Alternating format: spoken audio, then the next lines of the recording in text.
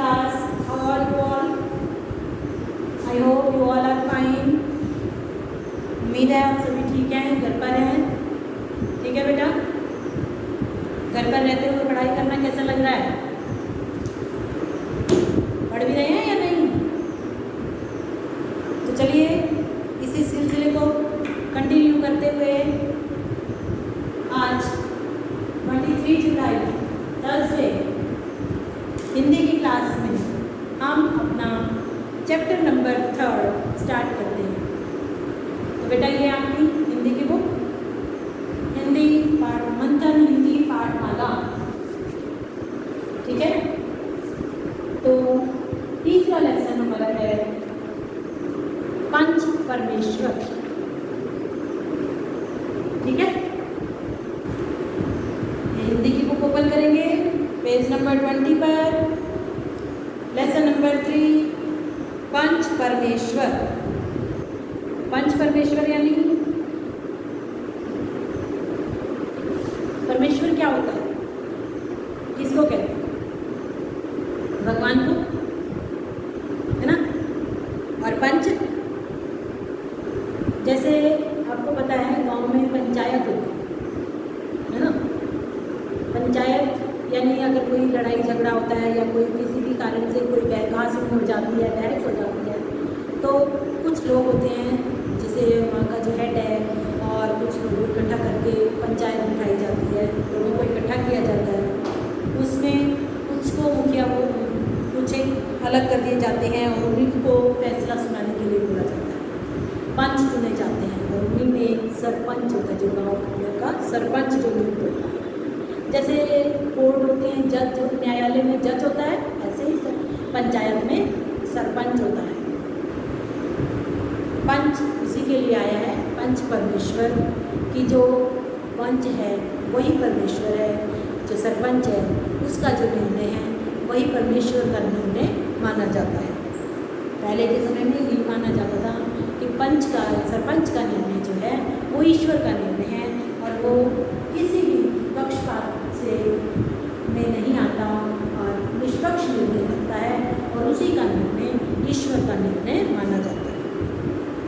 इसी से संबंधित हमारी ये कहानी है बेटा. तो आइए देखते हैं. ये कहानी है दो दोस्तों की, एक अलगू चौधरी और दूसरा जुम्मन शेख. एक हिंदू एक मुसलमान. जुम्मन शेख और अलगू चौधरी दोनों में गाढ़ी मित्रता थी, यानी घनी अच्छी मित्रता थी और घने मित्रता थी, अच्छे दोस्त थे यानी बेस्ट फ्रेंड्स. साझे में खेती होती थी. साझे में यानी एक दूसरे के साथ. साझे क्या होता है? जैसे पार्टनरशिप. पार्टनरशिप समझ में आती है ना, कि मिलकर काम करते हैं. एक दूसरे पर अटल विश्वास था, यानी बहुत ज़्यादा गहरा विश्वास, अटूट विश्वास जो डगमगाता नहीं, पूरा विश्वास था एक दूसरे. जुम्मन जब हज करने गए थे तब अपना घर अलगू को सौंपते थे और अलगू जब कभी बाहर जाते तो जुम्मन पर अपना घर छोड़ देते थे.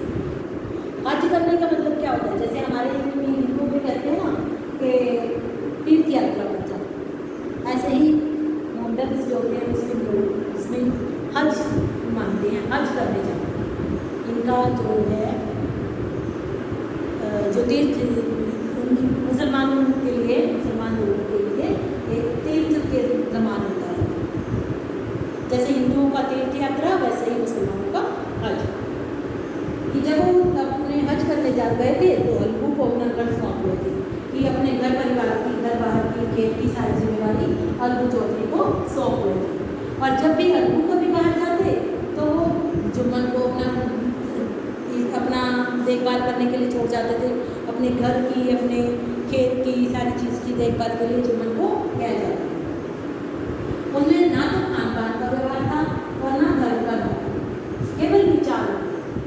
कहते हैं उनमें धर्म नहीं मिलता था, धर्म का नाता नहीं था, अलग अलग धर्म के थे और उनका खान पान भी नहीं मिलता था. अब अलग अलग धर्म है तो खान पान तो अलग होगा ही, है ना. खान पान भी अलग था और धर्म भी अलग था, सिर्फ उनके विचार में.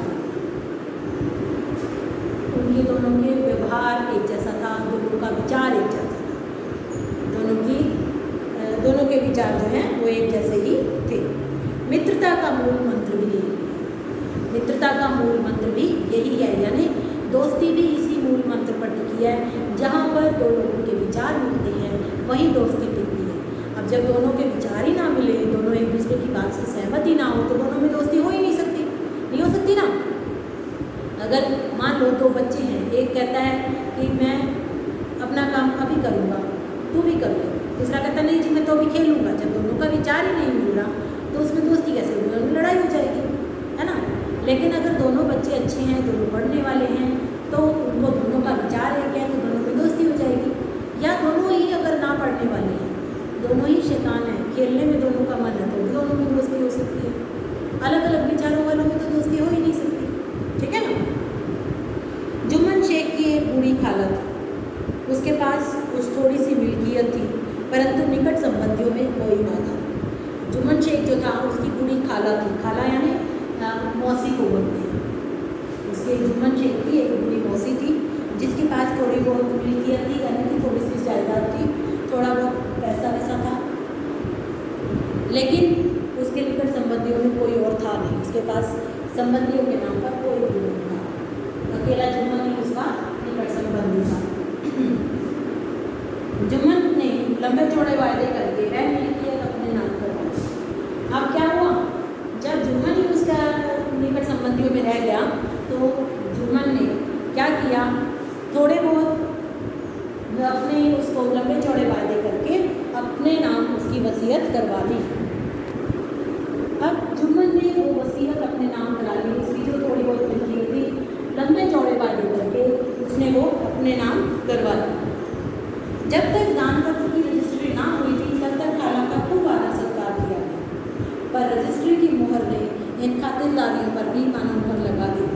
कहते जब तक ये सारा कुछ उसके नाम नहीं हुआ था तब तक तो उन्होंने खाला का बहुत आदर सत्कार किया, खूब बड़ा ध्यान रखा, उसका समय पर खाना पीना सेवा की, खूब अच्छे से उसका ध्यान रखा, जब तक कि उसके नाम ना हुआ सारा कुछ। लेकिन जब सारा नाम सब कुछ जुम्मन के नाम हो गया तो उसकी सेवा पानी बंद कर दिया।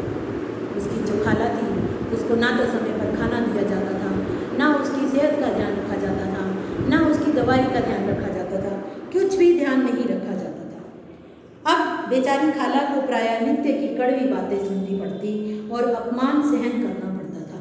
अब क्या हुआ, उस खाला को, उसकी मौसी को रोज़ अपमान सहन करना पड़ता, उसे बात बात पर ताने दिए जाते थे, कड़वी बातें उसके साथ तीखा बोला जाता था, ये सब उसे सहन करना पड़ता था। कुछ दिन तो उसने सहा और सुना, पर जब ना सहा गया तो जुम्मन से शिकायत की और अलग रहने के लिए गुजारे की मांग की। अब जब कुछ दिन बीत गए, कुछ दिन तो उसने सहन कर लिया, लेकिन जब उससे, क्योंकि हर चीज़ की एक सीमा होती है, उस सीमा तक ही सहन होता है। जब उससे सहन नहीं हुआ तो उसने जुम्मन से बात की और जुम्मन को कहा कि मुझे अलग से रहना है। उसने अलग रहने की बात की और अपने अलग खर्चे के लिए, गुजारे के लिए कुछ अलग से मांग की कि मुझे कुछ अलग से वो गुजारे के लिए पैसा दे दिया करे, या जो भी हिसाब किताब है, या चाहे वो उसको सामान लेकर दे दिया करे, इस प्रकार से कि मैं अपना अलग ही रहूँगी। जुम्मन ने धृष्टता के साथ उत्तर दिया, रुपए के यहाँ बनते हैं। अब जब जुम्मन ने ये बात सुनी तो उसने बड़े कठोर होकर, बड़े गुस्से में, बड़ी कड़वी वाणी में से जवाब दिया कि क्या रुपए बनते हैं यहाँ जो तुम्हें अलग से रहने के लिए दूँ? खाला ने नम्रता से कहा। फिर भी खाला ने, उसकी मौसी ने बड़े प्यार से कहा, मुझे भी कुछ रूखा सूखा चाहिए कि नहीं, कि अगर मैं रह रही हूँ, जीवन जब तक है तो मुझे भी तो कुछ खाने के लिए चाहिए कि नहीं?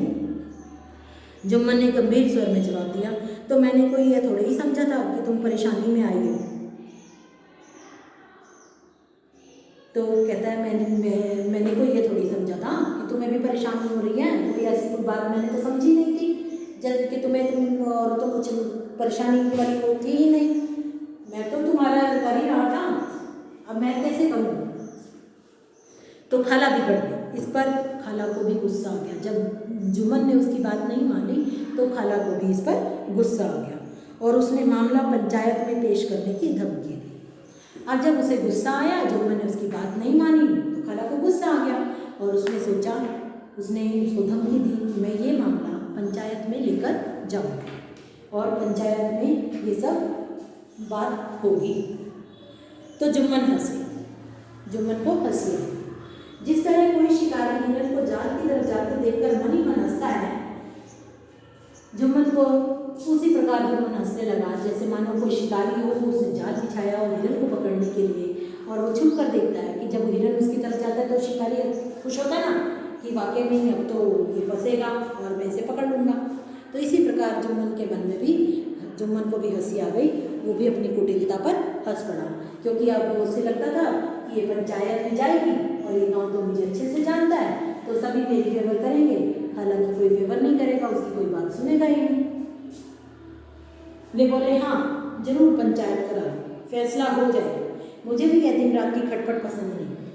तो अब जुम्मन ने कहा, हाँ ठीक है, तुम्हें पंचायत में जाना तो जाओ, करो पंचायत, ठीक है, ये पंचायत करो तुम भी, मैं भी अब ये रोज रोज की खटपट सहन नहीं कर सकता, अब तो फैसला होके ही रहेगा। पंचायत में किसकी जीत होगी, इस विषय में जुम्मन को कोई भी संदेह नहीं था, क्योंकि जुम्मन ये समझता था कि पंचायत में जीत उसी की होगी। ऐसा कौन था जो उसको अपना शत्रु बनाने का साहस कर सके, क्योंकि वो कई समय से उस गांव में रह रहा था और अलगू चौधरी का दोस्त भी था, इसलिए उसे लगता था कि गांव में कोई भी उसके विरुद्ध नहीं जाएगा, उसे अपना शत्रु नहीं बनाएगा, सभी उसी की फेवर करेंगे।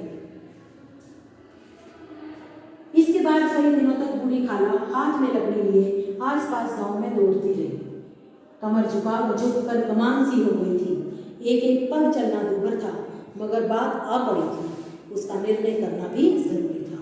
अब जब इतनी बात हो गई जुम्मन के साथ, तो खाला भी परेशान हो गई थी, और वो बेचारी बूढ़ी औरत डंडे का सहारा, एक लकड़ी का सहारा लेकर एक गांव से दूसरे गांव से तीसरे गांव घूमती रही कि कहीं उसको कोई न्याय कराने वाला मिल जाए। वो चलना मुश्किल था उसके लिए, कमर झुक गई थी बिल्कुल, और फिर भी लेकिन इस बात का फैसला करना ज़रूरी था कि उसके खर्चे के लिए या तो उसे अलग से गुजारा दिया जाए, बता दिया जाए, या फिर उसका ध्यान वही लोग रखें, जुम्मन और उसका परिवार ही उसका ध्यान रखें। इसका फैसला करना ज़रूरी था, इसलिए वह बेचारी कोशिश करती रही। एक दिन संध्या के समय एक पेड़ के नीचे पंचायत बैठी। अब जब उसकी कोशिश उसने की, खाला ने पंचायत की, सभी लोगों को समझा कर, तो एक दिन पेड़ के नीचे पंचायत बैठी। जुम्मन शेख ने पहले से ही सारा प्रबंध कर रखा था, जुम्मन ने सारा कुछ पहले से ही प्रबंध कर रखा था। पंच लोग बैठ गए तो बूढ़ी खाला ने उनसे विनती की। अब जब पंचायत बैठी, पंच आ गए, तो बूढ़ी खाला ने, बूढ़ी मौसी ने उनसे विनती की। क्या विनती की? पंचों, आज से 3 साल हुए मैंने अपनी सारी जायदाद अपने भांजे जुम्मन के नाम लिख दी थी, इसे तो आप लोग जानते ही होंगे। तो बूढ़ी खाला ने क्या बताया कि 3 साल पहले मैंने अपनी जायदाद अपने भांजे जुम्मन को दे दी थी। जुम्मन को तो आप जानते ही हैं, आपके गांव का ही है, इसे तो आप जानते ही हैं, ये मेरा भांजा है, मैंने अपनी जितनी भी जायदाद थी मैंने सारी इसके नाम पर लिख दी थी। जुम्मन ने मुझे जीवन भर रोटी और कपड़ा देना कबूल किया था। किस कंडीशन पर दी थी? कि जुम्मन जीवन भर मुझे रोटी और कपड़ा देगा, उसके घर में रहेगी तो उसे खाना भी खिलाना पड़ेगा और उसे ज़रूरत के हिसाब से उसे कपड़ा भी देना पड़ेगा, यानी ज़रूरत की हर चीज़ उसे देनी पड़ेगी। ठीक है। साल भर तो मैंने रो धोकर काटा, पर अब रात दिन का रोना नहीं सहा जाता। कहती है 1 साल तो